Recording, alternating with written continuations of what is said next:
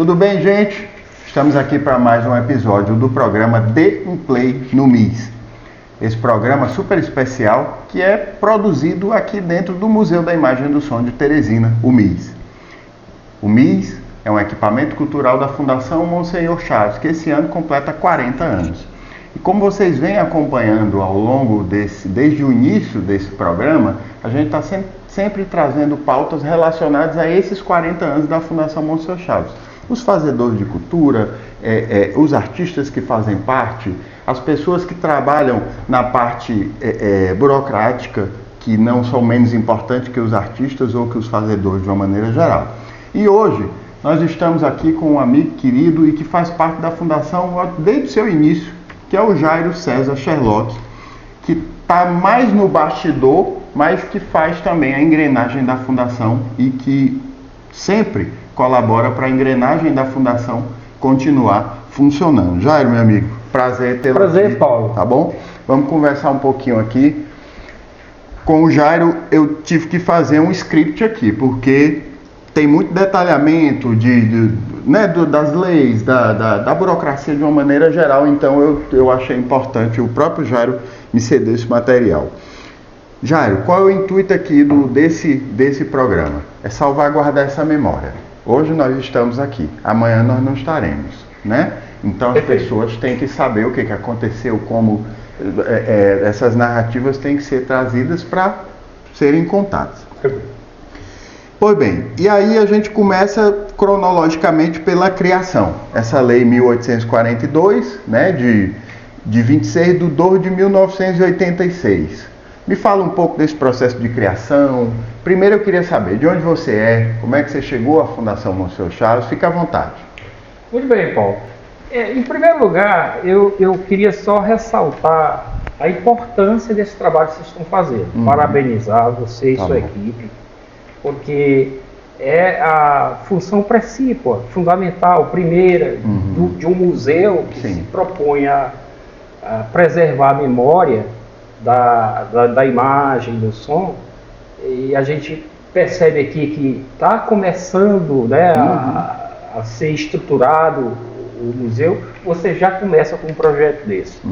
Eu acho que é muito importante o projeto. E você traz uma ideia muito legal, que é a ideia da rotatividade de pessoas, né? As pessoas são vulneráveis a mudar cargo, tem a questão mesmo biológica, as pessoas saem desta para alguma outra, né? E a memória vão com elas. Então a Fundação, na lei, ela fala sobre essa questão da preservação da memória de Teresina, né? Então, meus parabéns aí. Tá bom. Então, gente, eu sou o seguinte, eu sou daqui de Teresina, nascido aqui em Teresina, naquela maternidade São Vicente, que hoje é o complexo do Lineu Araújo, ali na rua Félix Pacheco. Eu nasci lá numa manhã do dia 3 de agosto de 1965, 65, né? Eu nasci, sou caçula de 3 filhos, minha mãe e meu pai teve uma primeira filha, uma segunda, eu sou caçula dessa tríade. E me criei em Teresina, passei toda a minha vida, nunca saí, morei em outra cidade, sempre morando aqui em Teresina. E sempre no centro, nessa região, nesse entorno do centro. Uma das vezes, minha família, minha mãe, meu pai, todos nós, fomos morar num bairro que saiu desse entorno do centro, foi o bairro Pissarra. Mas eu conheço da região do centro. Que ainda é central, né? Pissarra ainda está no entorno, né? Está no entorno do centro. Então eu sou uma pessoa simples, né? Eu gosto de conversar com as pessoas e, assim, me considero um observador. Eu gosto muito de observar e tiro o aprendizado da observação para a minha vida de trabalho e para a minha vida pessoal. Entendi. Uma pessoa simples, no geral. Me fala um pouquinho sobre essa tua vinda para a Fundação e sobre esse processo de criação, você que está desde o princípio, digamos assim, né? Muito bem. Primeiro a minha vinda, né, a Fundação, como eu ingressei na Fundação. E foi em 1986, no segundo semestre de 1986. Certo. A fundação foi criada no primeiro semestre desse ano. E foi uma eventualidade. Eu sou roqueiro, né? Gosto de ouvir música, e naquela época dos anos de 1980, tinha uma turmazinha que se reunia na Praça Pedro II, né? Os roqueiros. Inclusive naquela época tinha muito festival de rock, né? Com muita saudade a gente lembra desses festivais de rock. E foi lá que uma pessoa me abordou, depois de saber, porque ele também era roqueiro, ele me perguntou assim: é verdade que você sabe mexer em projetor 16mm, que é bitola 16mm daquele filme de cinema, né? Sim, eu sei. Aí começou a conversar comigo: como é que você aprendeu? Falei: olha, nós estamos aqui em 86, né? Em 83 eu fiz um curso de cinema lá no Diocesano, porque lá tinha um clube de cinema chamado Cine Clube Teresinense. É mesmo? Essa ideia do Cine Clube, ela era nacional, tinha em várias capitais, né? Então muitas pessoas se organizavam, faziam filme. Apesar do equipamento de gravação ser muito escasso, mas existiam muitos projetores. Então, o curso que eu fui fazer não foi nessa bitola de 16mm, foi na bitola de 8mm, que é uma película menor. A que passa nos cinemas, até pouco tempo, era de 35mm. Então, a gente tem a bitola de 8, de 16 e de 25. Hoje não se passa mais com película, né? Nos cinemas, mas antigamente se tinha os grandes projetores para o 35, para o 16 e para o 8. Então eu fiz esse curso com o Padre Carlos, que era um dos diretores do colégio, e por uma característica que eu já tinha de infância, eu tive um desempenho enorme do curso, né? Fizemos um filme, eu e uma equipe, uns colegas de colégio da época, fizemos um filme lá, e de vez em quando dava problema em um projetor, dava um problema na hora da exibição dos nossos filmes, né? Ou dos filmes que a gente assistia na aula. E eu tenho muita habilidade manual, então eu consertava na hora o projetor. Entendi. De 18, de 8mm, 16mm. E o Padre Carlos, ele me chamava de mão de fadas, porque na hora que eu tocava, ajeitava. Fiz esse curso, né? Fiz o filme e não tinha internet, não tinha. E na época assistiram lá no Herbert Parentes, que ali fica ao lado do meu nome é aquele prédio ali na Miguel Rosa, com o prédio eu sei qual aquele. É o Herbert Parentes, um auditório redondo. Aí passou. Que tinha vários shows lá. Vários shows, e aí passou esse filme. Hoje acho que é não sei se é Centro de Pesquisa. Eu acho que é da Secretaria de Ciências. Eu acho uma coisa assim. Exatamente. Paulo, aquele auditório, ele era muito frequentado pelo pessoal de cultura da cidade. Sim. É um auditório, ele, assim, para a dimensão e a época, ele tinha algumas limitações, né? Mas era muito utilizado. Enfim, passou o nosso filme lá e a gente ficou sendo, falado pelas pessoas. Sim. Qual era o filme? A gente fez de um circo que passou aqui em Teresina, chamado Alakazam. Então a equipe, eu e mais 5 pessoas, advogados, estudantes de engenharia, fez esse curso e fizemos esse filme, me parece de 40 minutos. É grande. Assim. Não, foi menor. Eu troquei aqui, foi um pouquinho menor. Era um curtíssimo, não era nem curta, era um curtíssimo. Né? E outras equipes também fizeram. Cada um fez um filmezinho, o nosso. Mas assim, curtíssima na consideração da época, porque hoje, se ele tiver em torno de 30 minutos, 35 minutos, ele já é um média-metragem. Média-metragem. Pois bem, então na bitola de 8 milímetros, nós fizemos com câmera e tudo. Você tem ideia, Paulo?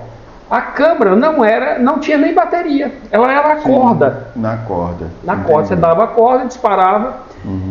E as pessoas dessa área de cultura que era muito envolvido, né? Quer dizer, não tinha só um segmento. Sim. A cultura era o cinema, era a música, era o teatro.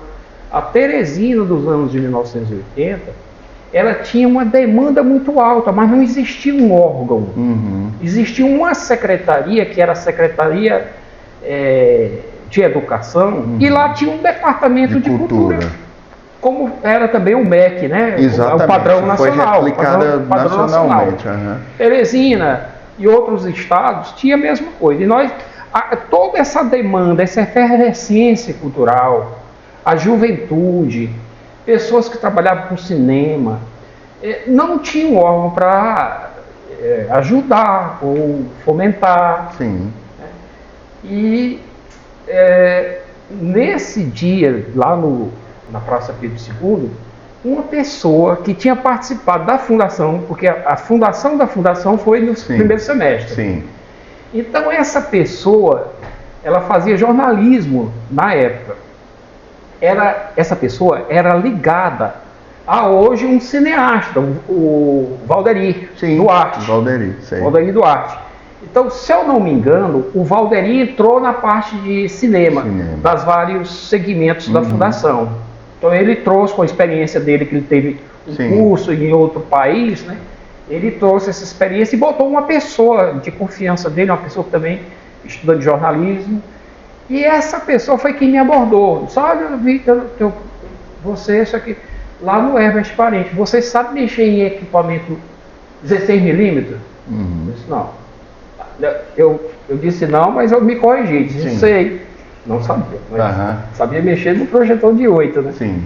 Aí, como era pertinho, a sede da fundação ali ficava próximo daquele posto que fica ao lado da igreja São Benedito, né? Ficava ali pertinho. Disse, vamos lá para ver se você sabe. Não deu outra, peguei, eles estavam tudo... Já desenrolou. Desenrolei lá, disse, tudo bem, vem falar aqui com o nosso diretor executivo, né, da Fundação Bispo Chaves. Aí eu já fui contratado para ser o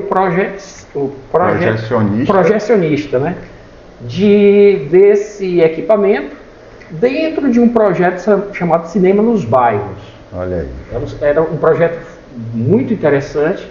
Nós tínhamos 4 projetores de 16mm. Começamos com a equipe, depois dividimos, multiplicamos essa equipe em 2. E a ideia era levar para as associações de moradores, pequenas escolas, projeção de cinemas de curta-metragem, feito por outros centros do Brasil. E a partir daí eu entrei na fundação como projecionista, né? E depois a pessoa, o Valderi saiu, a pessoa saiu, eu fiquei conduzindo essa parte do projeto dos bairros por alguns meses após. Houve também uma diminuição desse projeto. Entendi. E aí, com essa criação dessa lei 1842, de 26 de 2 de 86, foi criada a fundação nesse primeiro semestre. Segundo semestre você assume e participa desse projeto, da criação desse projeto de cinema nos bairros. Exatamente. Certo? E aí tem várias leis aqui, Jário, que você elenca como muito importantes para essa manutenção, para essa existência da fundação, né?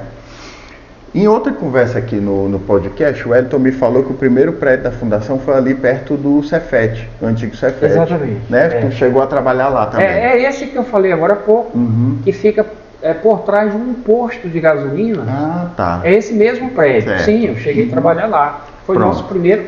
Lembrando que aquele prédio, ele fica por trás da casa do bispo, né? Aquela casa da Frei Serafim. Exatamente. E aquele prédio é da Arquidiocese.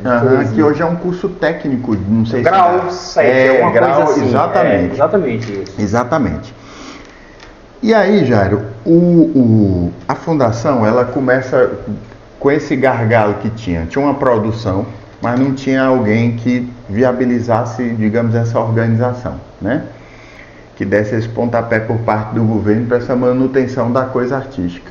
Inclusive, parece que a princípio a fundação era também vinculada muito à CEMEL, por conta de esporte e lazer. CEMEC, da CEMEC. Educação e Cultura, mas o segundo Wellington, e aí eu estou juntando as histórias, sim. A parte, por exemplo, de Carnaval e São João era a CEMEL que fazia atividades. por conta do esporte e lazer. É porque eu entendi no primeiro momento administrativamente. Sim, é verdade, né? é verdade. Lembrando que essa parte de Carnaval só veio ter o fenômeno Carnaval, o entendimento como sendo cultural posteriormente. Uhum. Quer dizer, o Carnaval, nessa primeira vida, no primeiro ano de vida da Fundação Monsenhor Chaves, a política cultural era mais voltada para o que tinha. Então, o Carnaval não era cultura, Carnaval era distração, entretenimento, que posteriormente, alguns anos após a criação da Fundação, as pessoas mesmo, carnavalescos, né, donos de bloco, donos de agremiações, escolas de samba, vieram pedir apoio à Fundação, e ela realmente, como a ideia ainda era lazer, quer dizer, chamamos uma secretaria para nos ajudar, e foi uma parceria muito legal. O Wellington realmente destacou, trouxe a lembrança disso aí. Um desses pontos que, inclusive, hoje é um dos gargalos do trabalho da Fundação, que eu acho que foi importantíssimo para a cultura, e que eu acredito que volte ainda, e aí eu não vou trazer certezas para não criar fatos mentirosos, né? Expectativas. Mas foi a Lei Atito Filho, né? Que ela está aqui, a Lei 2.194, de 24 de 3 de 1993. Tem 33 anos, no caso. Tu participou dessa composição, da criação dessa lei, da elaboração, ou tu já entrou nesse processo posteriormente? Na época da criação da lei, eu estava no projeto Cinema nos Bairros. Certo. A criação da lei, ela foi um dos mecanismos encontrados pela Prefeitura para incentivar e fomentar algumas iniciativas de artistas. Porque até então, a Fundação estava... Veja que foi 96 para 93, são 7 anos, né? Sim. 7 anos. Então, a Fundação, em 1986, ela já começou com uma equipe fabulosa. Quer dizer, o prefeito e a primeira dirigente da Fundação foi uma mulher. Sim. Então, a dona Eugênia, o prefeito era o professor Walter Reis, esposa do prefeito. Então, nós tivemos assim, Teresina foi agraciada com esse momento. Então, nós tínhamos recursos. Sim. E quando a fundação foi pensada, foi por iniciativa do próprio prefeito, né? Porque lembrando que a eleição foi em 1985, o prefeito foi vencedor da eleição, e naquela época, lembrando também que nós estávamos saindo de uma situação de um regime, né? Um regime militar. Então tudo era fechado. Então, para todas as áreas, inclusive para a cultura, as coisas estavam começando a se abrir. A expressão dos artistas já não estavam mais sendo, vamos dizer assim, suprimidas. Né? Sim. Então as pessoas começaram, de fato, a se mobilizar. O prefeito, sensível com essa situação, ele chamou um grupo de intelectuais, de artistas, de professores de várias instituições de ensino. Né? Na época não tinha vários, mas da Universidade Federal do Piauí, porque o professor era da Universidade do Piauí, o professor Walter Reis era da Universidade do Piauí, e Paulo equipou o staff da fundação com pessoas que sabiam fazer cultura. Sim. Não tinha especialistas em área A, B, C, da, especialistas em área A, B, C, da segmentos culturais. Uhum. Então, essas pessoas foram os fundadores da Fundação Monsenhor Chaves e logo em seguida começaram a aparecer Tu lembra os de projetos. alguns nomes dessa equipe? Não vou falar os nomes, Não, porque digo são vários. E aí, se eu esquecer de algum, Não, mas eu entendo o Valderi Duarte, Pronto, que Valderi. é atual produtor de Parece cinema. que o Durvalino estava também, O Durvalino Couto estava, Arimatã estava. E eu não vou fazer Não, uma... Mas porque é para dar pistas, né? Para dar Vamos lá, pistas para as pessoas. A equipe Fred Ramos, que era um artista plástico. Sim.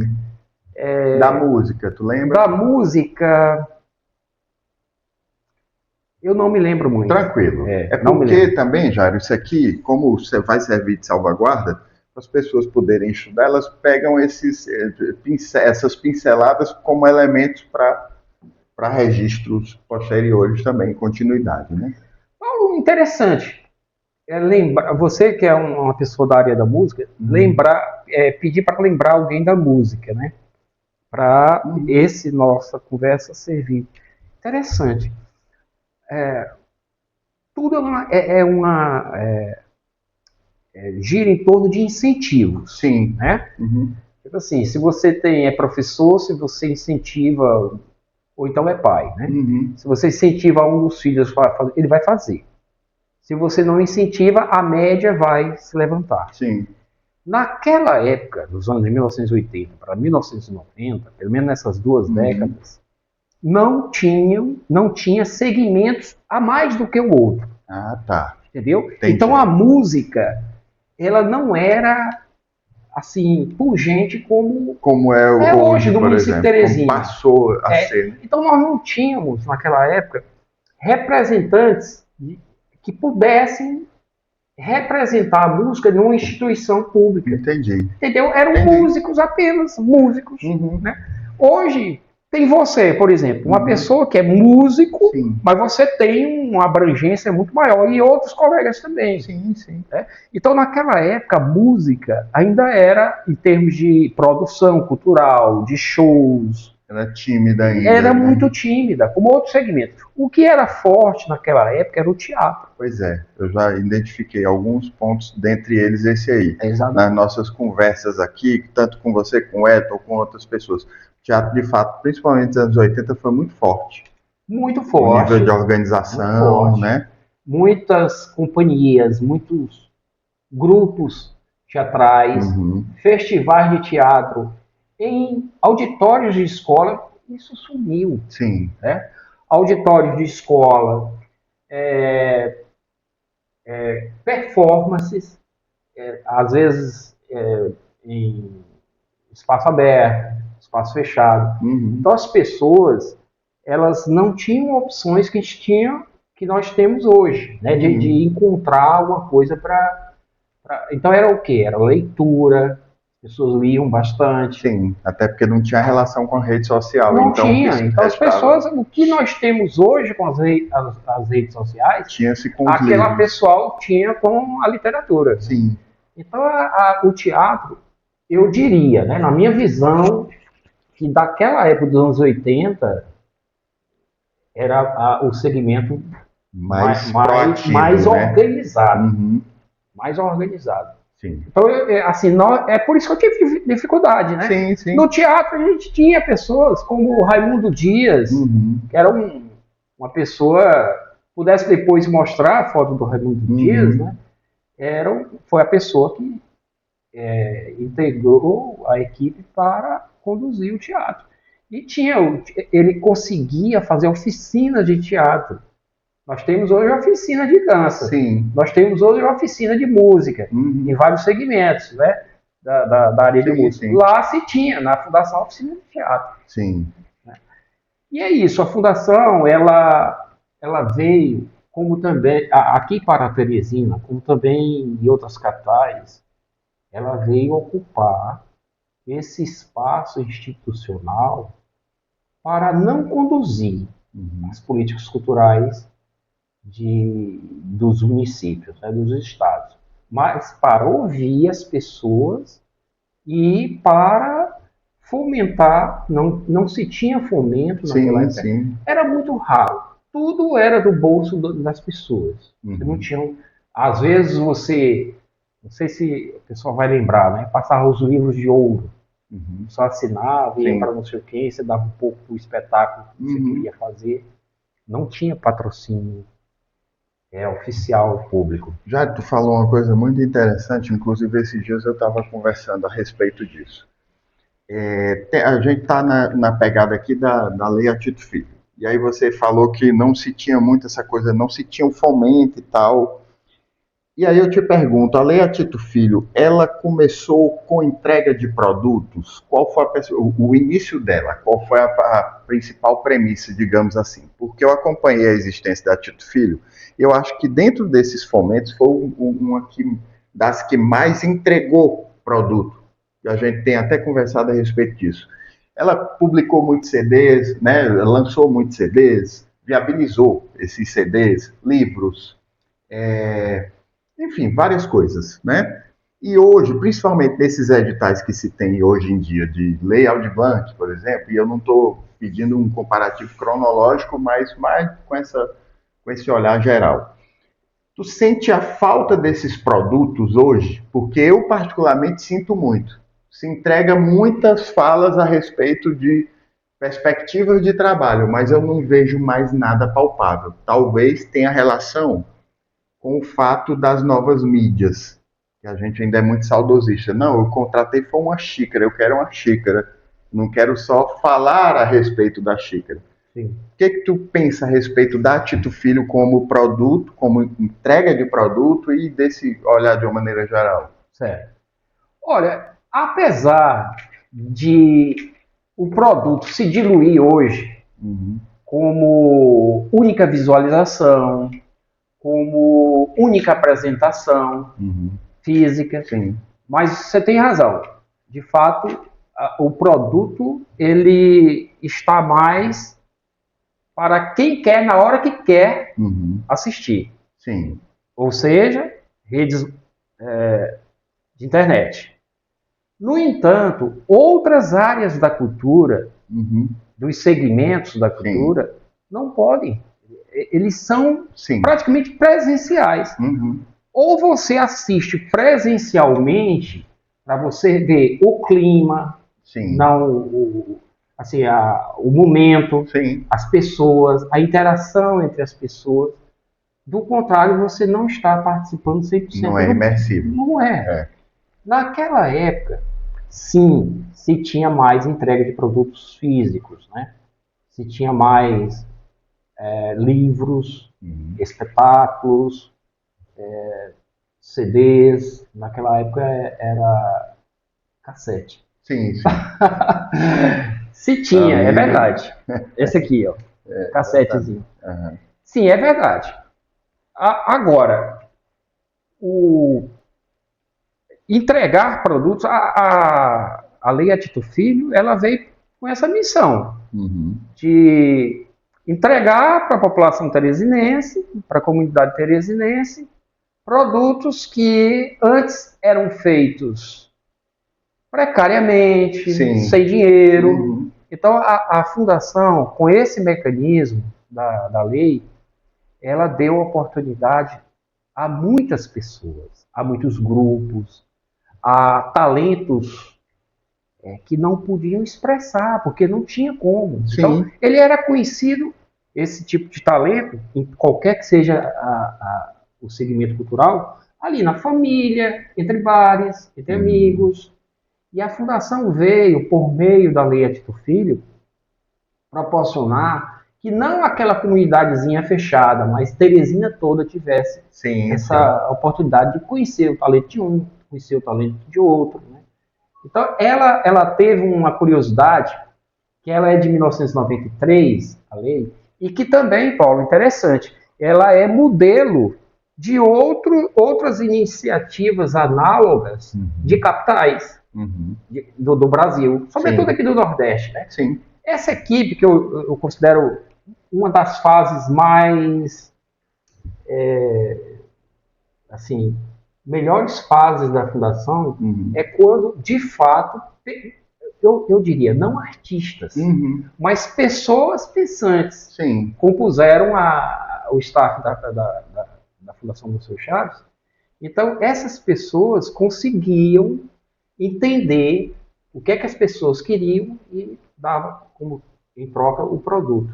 E elas, em sintonia com essa situação em outras capitais, elas viram que tinha mecanismos, por lei, com isenção fiscal, no caso é o INSS, né, que podiam ir além do que estava sendo feito naquela época. E trouxeram a ideia da lei de incentivo, né, com a base de isenção fiscal para Teresina, e foi uma equipe para outros estados, das pessoas que trabalhavam na fundação, trouxeram a ideia, trabalharam, fizeram os ajustes com a realidade de Teresina, né, e ela começou, de fato, tirando do tesouro municipal, que era a isenção do tributo, né, do INSS, e entregando, né, para a fundação. Ocorre uma coisa interessante, né, um fenômeno da lei. Depois a gente passa para outro tema aí. No início, na primeira fase da lei, se tinha a ideia de abrir o edital, as pessoas apresentavam seus projetos e eram selecionados, né, as pessoas, e eram agraciados com esses recursos. Ocorre que a comunidade artística percebeu que algumas áreas eram mais favorecidas. Pode ser, né, pela mobilização da classe, mais projetos, então proporcionalmente, quando tem mais projetos, são mais excluídos, né? Pode ter sido isso. Mas houve um movimento de artistas para acrescentar um fundo de cultura, onde se pudesse colocar os recursos da prefeitura, e não mais só pelo modelo da captação, que foi a primeira ideia da lei.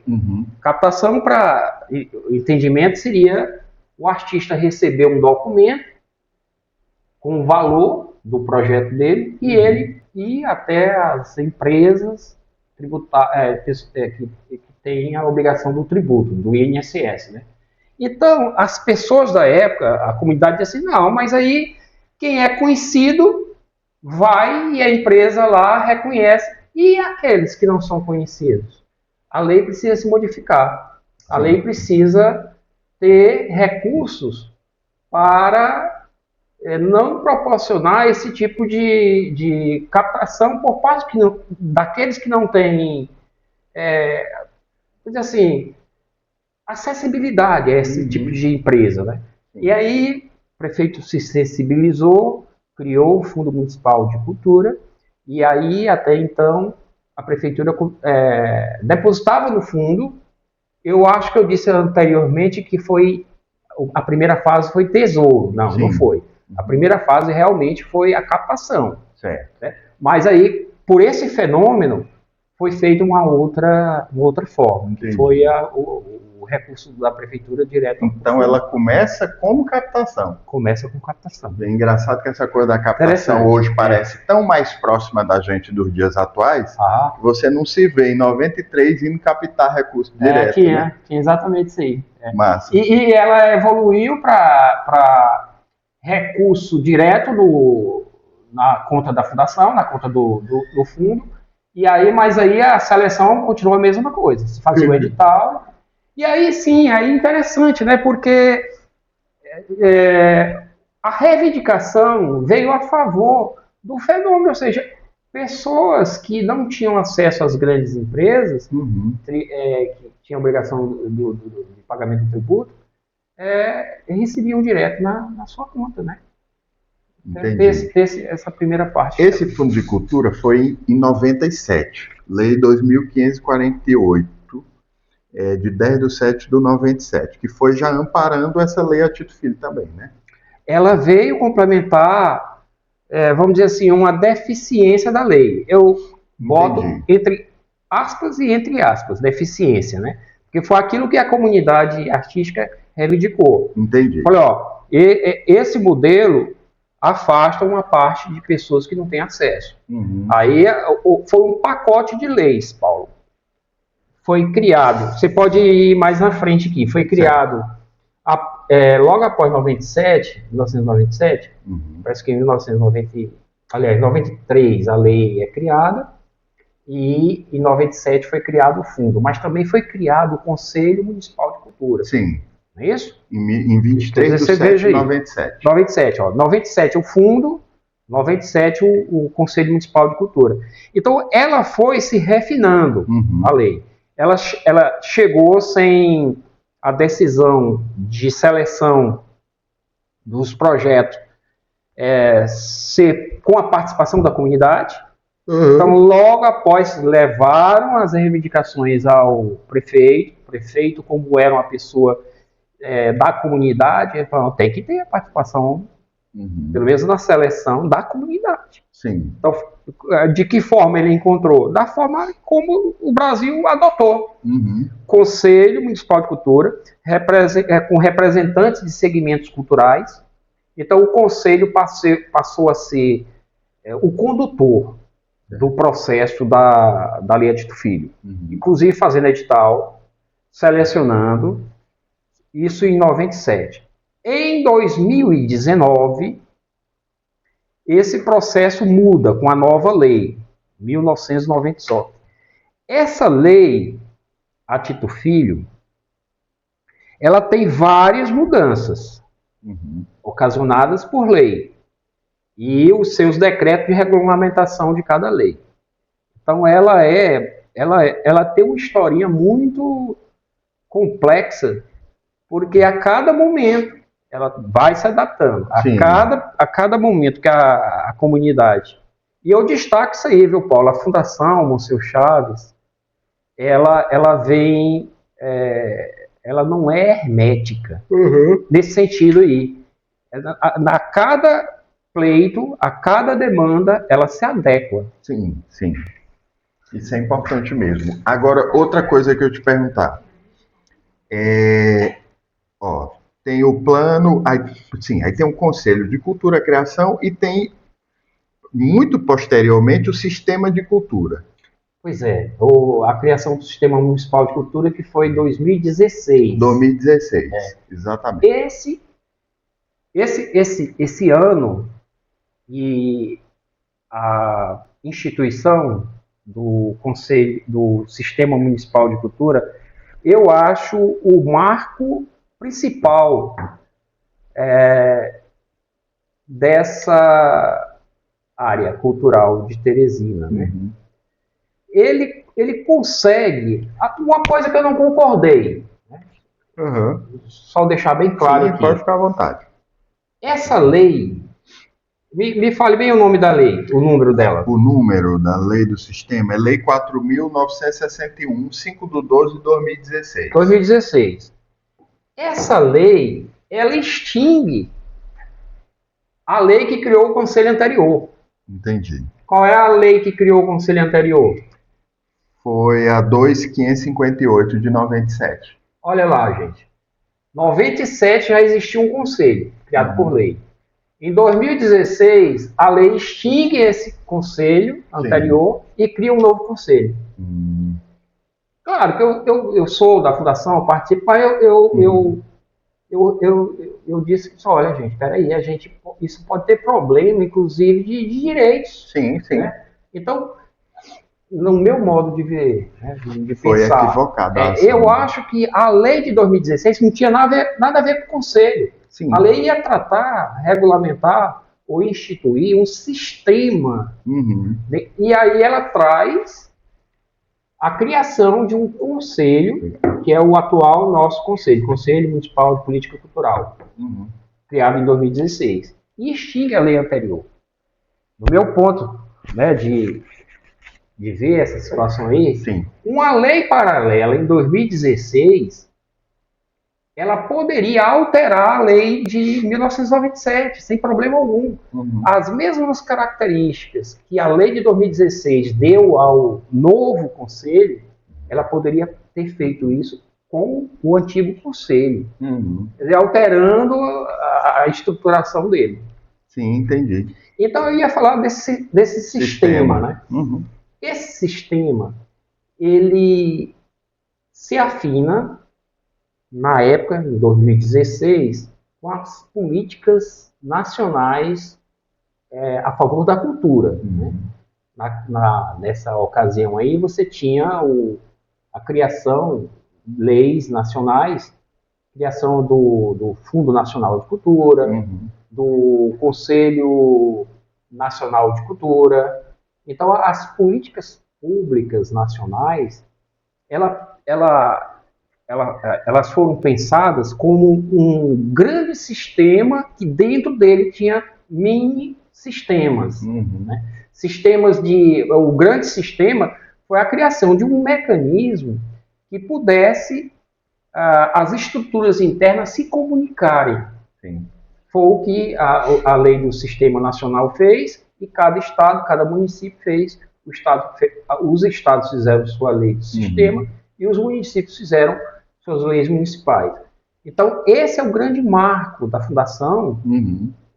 Sem a fundação sair das evoluções, das novidades, se adaptando. Esse foi o grande marco. 2016. Nesta lei, ela altera a lei a Tito Filho, ela altera a abrangência da lei a Tito Filho. Eu até convido as pessoas a darem uma lida, e tem muita coisa nessa lei que ela foi coisas que foram instituídas, mas que não foram operacionalizadas pela Fundação Monsignor Chaves. Elas estão lá em 2016, mas até agora não foram operacionalizadas. A coisa do documento prescrito, ele até foi feito, mas não foi operacionalizado. Ele ganhou a certidão de nascimento. Sim. Cabe ao pai criar, né? Entendi. Que a gente chama de operacionalizar. Paulo, tem muitos mecanismos nessa lei aí que ele desembaraça esse cipoal de situações que a gente às vezes enfrenta. Sim, né? sim. Implantar, por exemplo,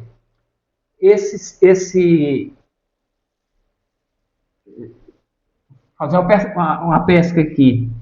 Implantar por exemplo, o sistema de bibliotecas, livros, leitura e literatura. Foi criado pela lei. O sistema, me parece que ainda não foi implementado. Tem o de bibliotecas, tem o de museu, tem o do patrimônio cultural, tem o de informações e indicadores culturais. Em especial, esse sistema que a gente chama de SNIC. Ele é um cadastro municipal que ele não traz, a lei não traz os detalhes, mas um decreto poderia regulamentar. Sim. Ele poderia trazer toda a vida artística do artista, né? do sujeito. E ficaria um cadastro oficial, aberto ao público, podendo ser atualizado a qualquer momento, e a fundação poderia fazer operar dentro desse cadastro para padrão do artista, qual é os inscritos, quem é que tem mais da área de música, da área de cultura. Ele seria vivo, esses indicadores culturais. Sim. Então, eu acho assim que... Mas é tudo com o tempo, né? Sim, então... Mas é que tem mecanismos instituídos por essa lei de 2016 que não foram operacionalizados ainda. Jairo, esse plano municipal de cultura, ele nunca foi à frente, aliás, ele foi à frente por um tempo, mas eu lembro, na época que eu participava do Conselho de Cultura, ele teve um embargo, né? Teve, uma coisa assim, parecida com o que tu falou aí. Na época, foi contratada uma empresa A forma, não sei se foi por inegibilidade, né, mas teria que ser uma empresa que tivesse experiência na área de não de elaborar, mas de assessorar quem o ator ou os atores que elaborariam o plano. Né? Então foi contratada uma empresa e foi feito todo um trabalho por parte da Fundação Bolsa Chaves, que era a organizadora desse evento, né? Criação de um plano. No município, nós nunca tivemos um plano. Lembrando que o Estado também não tem um plano. E lembrando que municípios do Piauí têm plano de cultura. Lembrando que nós temos 500 e poucos, 5 mil e poucos, 5.600 e poucos municípios, uma boa parte tem plano municipal de cultura. Lembrando aqui, o que é o plano municipal de cultura? Que normalmente eles têm validade por 10 anos. Posteriormente, como o plano da educação, que é 10 anos. Como o plano da educação tem, como o plano da área social tem. Em Teresina nós não temos esse plano. Agora, de quem foi a iniciativa de fazer o plano? Da prefeitura. A prefeitura contratou a empresa e no início dos primeiros trabalhos a gente teve o advento, né, o fenômeno da pandemia. 2020, 2021. Eu lembro bem. E foi muito difícil para a classe artística. A gente, como todos lembram, só nos reuníamos através de conferências, né, online. E também tinha um problema, né, que o Conselho Municipal de Políticas Culturais, aquele recriado em 2016, não tinha sido eleito ainda. Mas, paralelamente aos trabalhos com a equipe, as tratativas, foi feita a eleição dos membros do Conselho, mas iniciou um trabalho de tratativa. Né? Quando os membros do Conselho daquela época foram empossados, eles foram imediatamente informados do que estava sendo tratado. Eu lembro, eu participei de reuniões, eu era representante do Poder Público. Então tudo foi disponibilizado, Tinha uma equipe, eu não lembro se era de Minas Gerais, eu não lembro, ou se eram pessoas de Minas Gerais e de São Paulo. Eu sei que essa equipe aí é altamente qualificada. Altamente, era. Ela conseguiu, porque a gente fala assim, contratou para fazer, não, ele não ia fazer. Eram pessoas de fato, não era... Ele ia orientar. Não era arranjo, não. Era coisa séria mesmo. E foram o que fizeram, né? Eles não abriram mão desse, nós não vamos fazer plano, não. Nós vamos instrumentalizar a fundação, fazer formação com os membros do Conselho, para que os membros do Conselho, através de seus segmentos... Pronto, lembrei. Tinha uma senhora da Bahia, tinha um senhor de Minas Gerais, é porque eu não lembro os nomes, né? Só se eu pegar o documento, e tinha uma moça de São Paulo. Eu lembro, esses três eram os cabeças desse direcionamento, mas a equipe era bem maior, né? A equipe era bem maior. Eram altamente competentes, com formação e informação, porque hoje também a gente está muito ligado a essa cara, porque é doutor, mestre, não sei o quê, mas às vezes não tem... Não tem o que o título diz, né? Exatamente, só está ali por uma coisa de demanda, de oportunidade e conveniência, mas esses não, acho que era Kátia o nome da pessoa da Bahia. Pessoa, né? Eu sei. Paulo, vamos lá fazer do embargo, né? Eu disse assim, algo semelhante ao embargo. Sim. O que aconteceu? O pessoal que entrou no conselho, eu fiz parte, me parece que você era titular. Eu era representante do Poder Público, aí posteriormente eu Exatamente, pelo excesso de trabalho que tu teve, tu disse, olha, é interessante botar uma outra pessoa da equipe. Aí você conversou comigo, conversamos com... Eu aceitei entrar como titular, né? E a gente começou a conversar com as pessoas. O que foi que nós observamos, né? Eu falo assim, com todo o desempenho, porque isso está registrado em atas. Sim. Todas as atas eu tenho, a Fundação tem. O que aconteceu é que os representantes do Conselho Municipal, eles não aceitaram vamos chamar aqui uma expressão, não homologaram aquelas primeiras tentativas. Lembra que eu disse agora há pouco que quando começou as primeiras tratativas, o Conselho estava quase finalizando o processo de eleição. Quando eles foram empossados, a Fundação disponibilizou para todos eles todo o material. Nada tinha sido decidido, Paulo. Nada. Isso eu lembro. Então ele disse assim, não, nós não vamos homologar. Eu disse, o quê? Não tem nada para homologar? E aí, eu não sei dizer causas. Eu sei falar as causas, mas não gostaria de expor aqui, né? Mas foi engendrada uma proposta de conselheiros de embargar o processo. Embargar, qual era a proposta? Era de suspender. E tinha, eu lembro bem, assim, também não vou citar não, mas tinha um viés também político na época, né? Porque isso eu estou dizendo pela minha percepção. Eu diria mais, né? Viés político. Porque era um momento de transição não, mas chegou um momento que era a saída de pandemia misturando com campanha eleitoral. Tinha campanha eleitoral. E aí foi aquela coisa acalorada. É verdade. E a gente sabia que tinham pessoas que, de fato, as pessoas não conseguem muitas vezes diferenciar o que é lado político e o que é ação cultural. E aí, muitas vezes, nessa ação cultural, elas fazem uma ação política dentro da cultura, mas isso aí não é fazer cultura. Isso aí é tomar partido político, aliás, é usar a cultura em prol do seu lado político. E aí, talvez, muitas coisas tenham acontecido nessa perspectiva aí. Você sabe o que foi que perdeu com isso aí?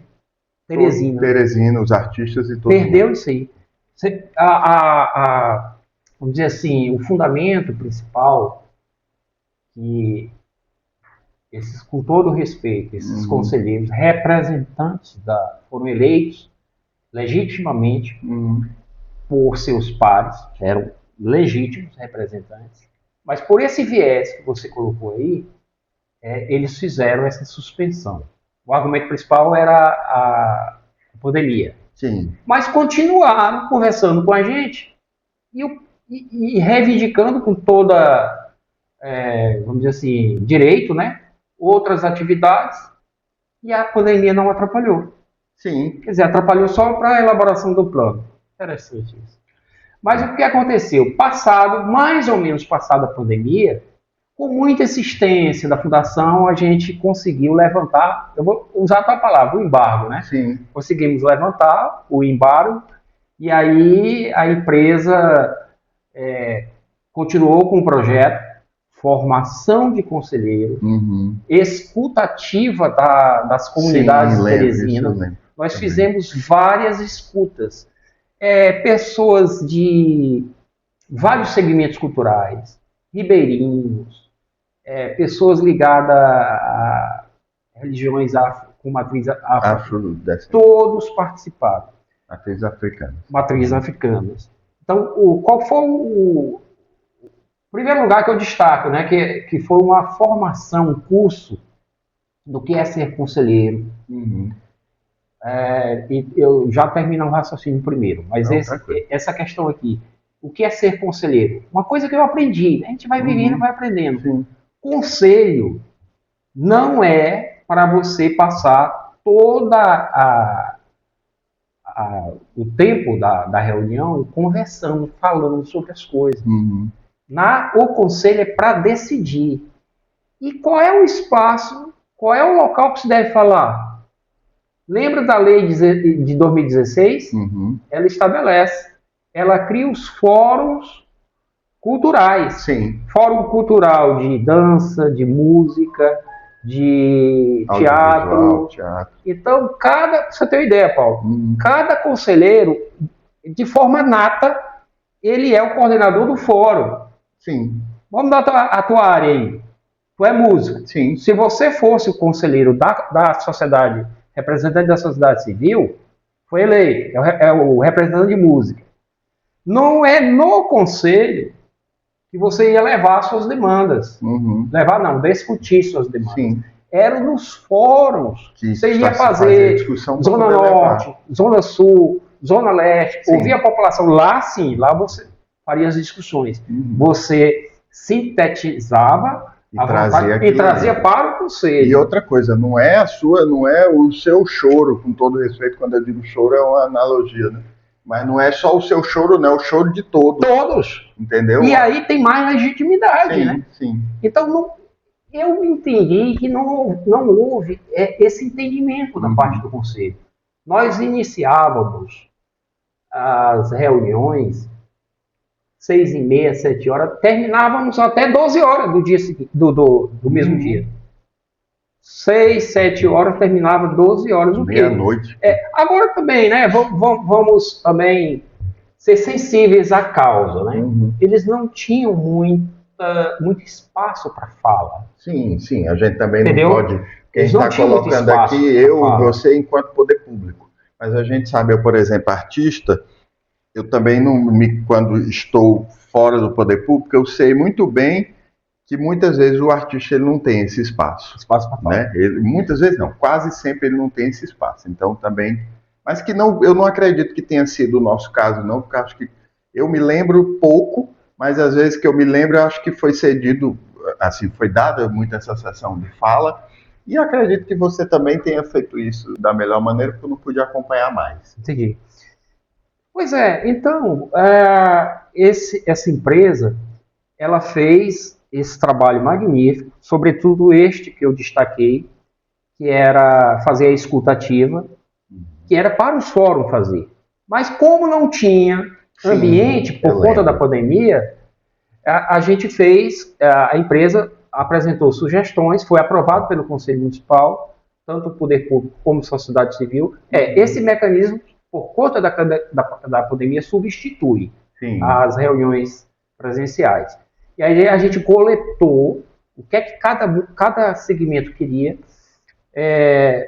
Isso foi trabalhado, esse material, e posteriormente a empresa entregou o produto, melhor dizendo, o produto, e hoje nós temos um diagnóstico. Sim. Nós então, temos mesmo com apresentado, ela recebeu recursos municipais e ela entregou o produto, o diagnóstico. Pronto. Nós temos um diagnóstico. Qual é o passo seguinte? Reunir o conselho, reunir a fundação, reunir pessoas interessadas e transformar o diagnóstico no Plano Municipal de Cultura. Aí você tem quinquenal, decenal, você tem que fazer.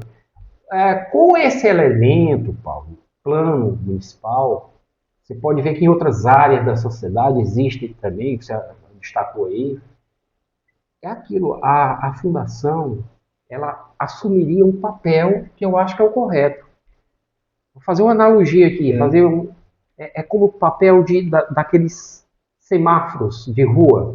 Né? Hoje me parece agora que a prefeitura vai adotar semáforos inteligentes, né?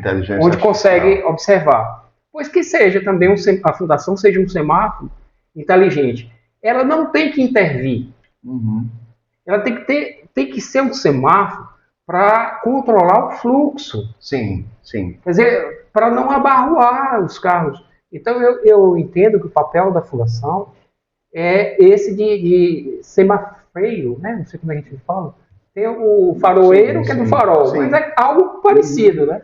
Então, ela não vai inventar. Na realidade, Jairo, o que eu percebo que a própria população, eu enquanto população, a gente fica sempre nessa ânsia de que o poder público seja a gente fala muito de ditadura e de CSA e de não sei o quê, mas a gente está o tempo todo esperando que o poder público dite, que ele, não, quem tem esse poder de conduzir é o de mandar, de direcionar o poder público. Eu acho que é uma necessidade, talvez até da nossa educação, que vem ao longo do século XX, cultural, de ter ali não deu certo, é culpa do poder público. Exatamente. Então é a coisa do pai. Quando dá o errado uma coisa, esse menino tem pai, não? Foi educado por quê? Exatamente. Então a gente acha que culturalmente tem uma relação com isso. E muitas vezes, até mesmo as pessoas que se dizem que falam que o poder público não pode doutrinar ou fazer esse direcionamento elas são as próprias pessoas que se colocam nessa. Cadê o poder público? Não vai fazer isso aí que seria a obrigação? Quem tem que fazer é a sociedade. O papel não é do poder público. Estamos aqui na área da cultura, não é o poder público, não são os dirigentes, é que o sistema de nomeação dos dirigentes, ele é governamental. Sim. Isso é uma estrutura do Brasil todo, ele não é estatal, é governamental. Entrou um governo, troca todo mundo. Né? Não estou criticando. Sim, estou dizendo colocando a realidade. O que é fato. Então, pelo fato de ser governamental, a escolha dos dirigentes de cada casa, de cada pasta, a cultura, que é o que nós estamos falando, Paulo, às vezes, os dirigentes, ele não controla o tráfego. Ele sai da sua opção de controlador pelo sinal e diz, não, é você que tem que passar, é esse que tem que passar, dou prioridade a esse, não aquele, dou prioridade. Não é esse o papel. Ele não tem, porque ele é o quê? Ele é um ator de teatro, ele vai dar mais ênfase ao teatro. Ele é da área de audiovisual, ele vai dar mais ênfase. Ele é da área de música, ele vai mais da área de música. Não! Ele tem que seguir um script. Um script. Qual é o script? Plano Municipal de Cultura de Teresina. Porque lá está legitimado a escuta que uma empresa fez sozinha, não. Fez com toda a comunidade. É até mais fácil para o dirigente. Sim. Eu vou seguir aqui. Exatamente. Tem que estar aqui. Exatamente. E é engraçado que até essa coisa, tudo é uma conveniência. Agora, na Lei Aldir Blanc, por exemplo, nós tivemos momentos de escuta pública, né? Que a lei exige. Que é mais ou menos o que aconteceu para a elaboração do plano, né? Isso em termos estruturais, o plano, né? Sim. Em termos de ação pontual, como é o caso do PNAD, da Aldir Blanc, realmente, o que é que vocês querem? E aí eu vi uma pessoa, acho, ou duas, sei lá, falando que aquilo não é escuta pública, é direcionamento de como vai usar. E aí eu disse, explica um pouco aí como foi essa escuta pública. Não, eu digo assim, porque eu estava aqui no MIS e o Aurélio e o Abiel colocaram um direcionamento do que seria e fizeram e acordaram com a sociedade, olha, esse recurso aqui vai ser investido assim, vai ser investido assim. Vocês concordam? Não, eu não acho que seja assim, tem que ser assim, a gente vai adequando. E aí, posteriormente, ok, diminuiu-se verba X, aumentou-se verba Y, chegou... Redirecionou, né? Redirecionou. E aí, posteriormente, digamos assim, os não satisfeitos, ou mais que eu vi uma pessoa, assim, colocaram que aquilo não é escuta pública, aquilo é imposição, não sei o quê. Essa pessoa participou? Participou. Já teve a oportunidade de sugerir? Teve oportunidade de sugerir. É isso. É o que eu estou falando, assim, se nós fôssemos menos, e eu termei esse mesmo, muitas vezes a gente é canalha em prol da nossa oportunidade de conveniência e fica muitas vezes jogando culpa numa ação que muitas vezes foi feita de maneira lícita, mas porque não te agradou, deixa de ser. A verdade é essa, tá? Mas, enfim. Conviver em sociedade, Paulo, é isso. Se você quiser implementar todas as suas vontades, você passa a ser intransigente. Exato. Viver é ceder. Exatamente. Você está em diálogo. E cedendo. Você não pode... Meu amigo Jairo, e voltando para a sua atuação, aliás, todas essas foram atuação sua, mas tem uma que eu tem várias aqui, como o Cinema nos Bairros, Conselho Editorial da Caderno de Teresina. Você é fotógrafo, né? Fez fotografias importantíssimas aí para esse acervo da fundação, da história. Sim. Mas eu queria destacar, até para a gente encerrar também, por conta do tempo do programa, que a gente está tentando criar essa média. Sim. Eu queria que você falasse um pouquinho da volta desse Caderno de Teresina, que é um projeto que você tomou à frente e eu tenho acompanhado, e muito bacana, inclusive, parabéns aí que é um projeto desse, de salvaguarda de memória. Sim. A gente termina deixando as coisas se perderem. Verdade. E com a mudança das tecnologias, elas deixam de ganhar, deixam de ter importância devida, né? Certo. Fala um pouquinho dessa Bom, volta. eu não tomei a frente. Eu fui convidado, né? Sim. Não, quando eu digo tomar a frente, sim. Você foi convidado e você Exatamente. foi lá O pessoal da área de comunicação, da fundação, do setor de comunicação, com a sala da área do setor de comunicação fica próximo de um estante, onde nós resolvemos botar as produções literárias da fundação, inclusive as revistas Caderno de Teresina. Né? Então, uma pessoa, a jornalista, que é a assessora do presidente de jornalismo, ela se encantou pela revista. Né? Perguntou se já estavam todas digitalizadas. Não. Aí ela iniciou um projeto de digitalização. Ela achou importante porque a revista, o primeiro número da revista, Caderno de Teresina, ela foi editada logo no ano seguinte, 1987. Então ela iniciou em 1997 e o projeto da revista teve uma suspensão que foi em 2017. Certo. Então, nesse período foram editadas 42 edições. E o projeto dela era, inicialmente, só digitalizar. Mas essa moça é muito dinâmica, diz assim, não. E ela é muito das redes sociais, ela entende as redes sociais, assim não vai dar. Só digitalizado não vai dar, tem que ter algo. Sim, aí ela criou, ela fez a proposta, né, ao superintendente, ao presidente, de a cada número uma pessoa apresentar a revista. Sim. Alguma reportagem que chamou a atenção, ele iria apresentar. Eu também fiz várias, né? Então eu convido até o público a seguir o nosso Instagram. Sim, da Caderno de Teresina. Da Caderno de Teresina. É @Cadernos de Teresina, juntos, né? Então lá tem todos os episódios. Nós estamos agora, são 42 revistas, nós estamos na 36. Certo. E está chegando ao 42. Qual é o próximo etapa? Qual é a próxima etapa? É fazer outra revista. A volta da revista. Ao invés da gente estar, vamos dizer assim, eternizando ou digitalizando, é entregar às pessoas. Embora hoje o modo, né? Não é, hoje quase todo mundo fala, né? Quase ninguém lê revista. Mas a ideia é transformar a revista online, a revista eletrônica, né? Sim. Então a ideia é essa. Uma estratégia que eu usei num álbum que eu lancei em 2017, Jairo, que era um DVD-CD, era álbum e audiovisual. Como tinha acabado a coisa do CD e do DVD em si, as pessoas não tinham mais o aparelho, uma estratégia que eu usei que deu bem certo foi fazer a capa do CD com as informações, tudo direitinho, com o mando figurino. Era como se fosse aqui, só a capa do CD, você não tinha um CD dentro.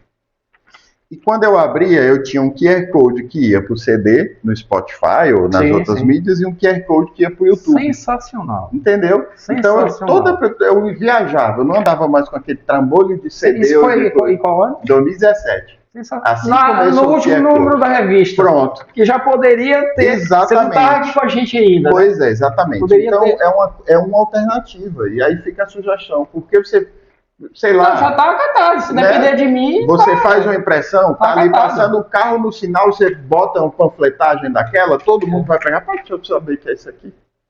Vamos dar um exemplo concreto. Alguém esteja lendo a revista, achou interessante...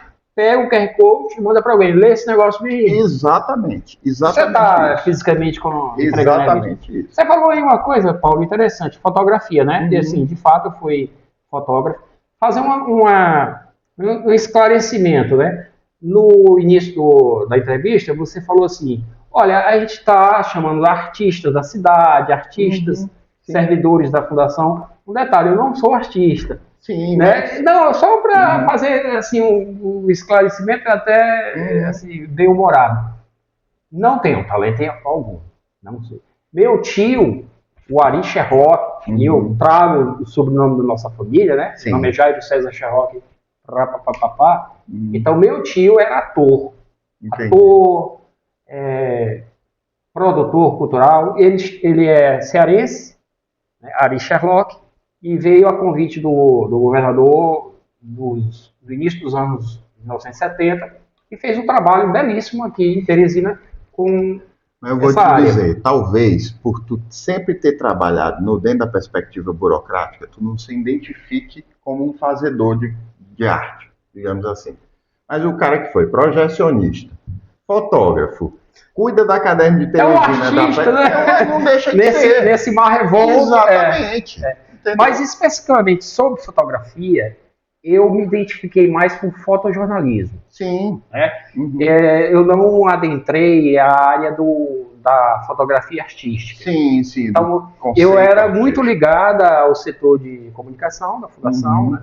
Gosto de escrever, Sim, gosto de ler. sim. E aí a gente, inclusive, trabalhei para a revista, fiz capas, fiz ensaios, fiz cobertura das nossas ações, dos nossos cursos, das nossas atividades. Uhum. Nós temos aí, Paulo, tá no acervo da fundação, quase 4.000, entre 4 a 10 mil fotografias. Olha aí. Quer dizer, conta completamente a história da fundação. Uhum. E outro mecanismo que de fato conta a história da fundação é a revista. Sim, essa sim. Para você ter uma ideia, e dependendo do seu tempo aí, né? Você me coordene aqui. Para você ter uma ideia, todo pesquisador das IES de Teresina, das instituições de ensino superior, quando querem falar de Teresina, quando querem falar da história de Teresina, quando querem falar da cultura de Teresina, nos seus artigos, nas suas dissertações, tem a caderno. Tem as referências da Caderno de Teresina, da revista Caderno de Teresina.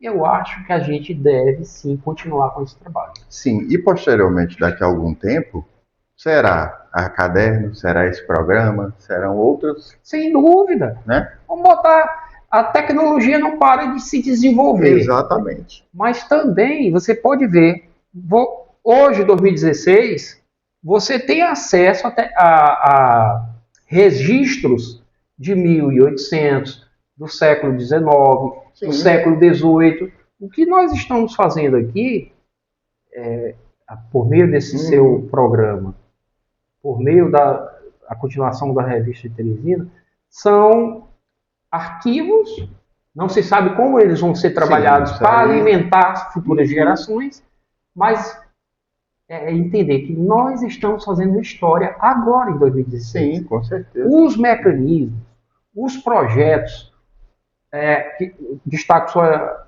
iniciativa mais uma vez, os projetos têm que ser voltados para essa questão também da guarda da memória. Sim. Sim. Para futuras gerações terem acesso. Exatamente. Meu amigo Jairo, pois queria lhe agradecer. Um prazer, Paulo. Imenso. Tá bom? Eu lhe agradeço demais. De ter essa oportunidade de conversar com vocês aqui. E fico à disposição também por qualquer outro... Pronto. Vamos ter outros bate-papo. Bem legal. Gente, queria agradecer. Dê um play no MIS com o Jairo Sherlock e acompanhe também os outros episódios, os que já tivemos, né, que estão disponíveis no canal do YouTube, do Museu da Imagem e do Som de Teresina, e os que virão, tá bom? Um grande abraço, felicidade e saúde a todos.